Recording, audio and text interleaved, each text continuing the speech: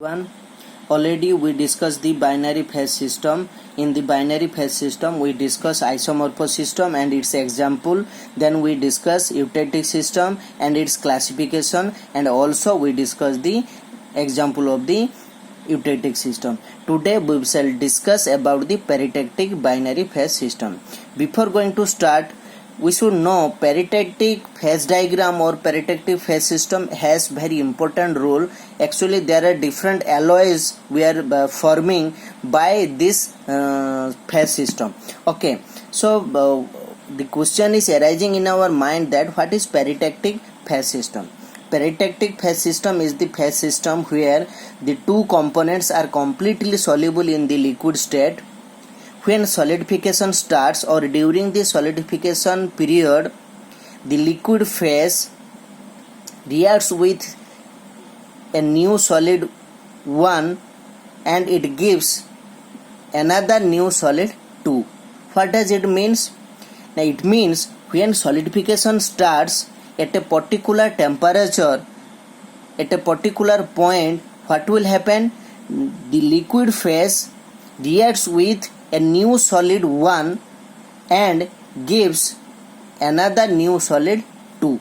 This is all about the peritectic phase system. Then what is peritectic temperature? It is the temperature at which the liquid state reacts with the solid 1 and gives the new solid 2. That temperature is known as the peritectic temperature. Then what is peritectic reaction? Peritectic reaction means it is the reaction at where the liquid phase reacts with solid 1 and gives the new solid 2. See, this is the reaction. That means liquid reacts with solid 1 and it is the reversible process, cooling and heating, and we are getting the new solid 2. So another formula we can write, or another reaction we can write, liquid plus alpha. Alpha means solid 1 and gives the new solid beta. Then come to the peritectic phase diagram. Look into the diagram. Here I have taken in the horizontal line, that is percentage composition, and in the vertical line I have taken temperature. See, here I have taken solid A. Here I have taken solid A and here I have taken solid B. These are the two pure components. When we provide the heat above the melting temperature of both the solids, then what will happen? Both are formed in the liquid state. But our aim is to get the solid alloy. So what we will do? We will do the solidification. So during the solidification, what will happen? Liquid phase will convert it to solid phase.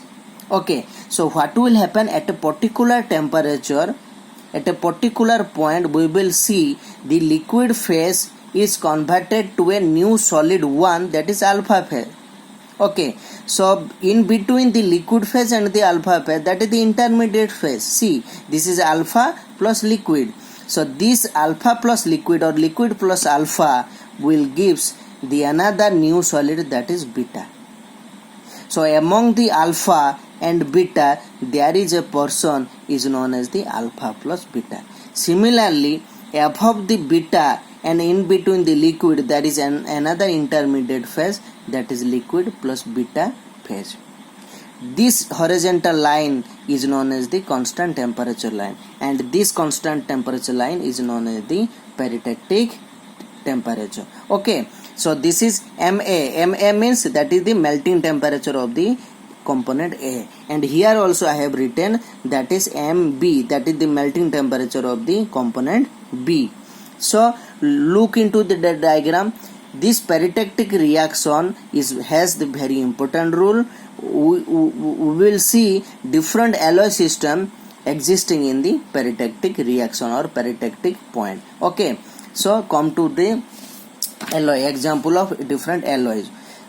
Here see copper and zinc, we are getting the alloy brass. So this system copper and zinc exists the peritectic system, or it gives the peritectic reaction. Similarly, later part we will see the iron and carbon, which gives the steel.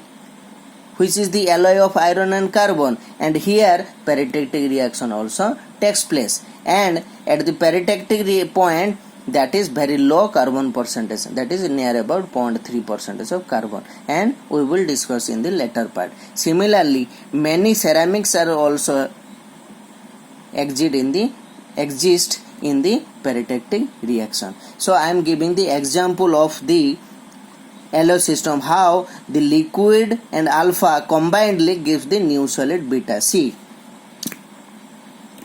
here, the red, inside the red region, that is the solid alpha, and above this black region, that is liquid. See, when both the components are formed in the liquid phase, and our aim is to solidify this liquid state. So when the liquid state solidifies, it directly gives the new solid one, that is alpha. And solidification, again continuing the solidification. So in between the solidification, what will happen? The liquid reacts with the alpha. That means in between the alpha and liquid phase, there is another existence of new layer, that is in the black color, that is the beta. So similarly, in the peritactic reaction, liquid L and alpha combinedly gives the new solid beta. This is all about the peritactic reaction. Okay.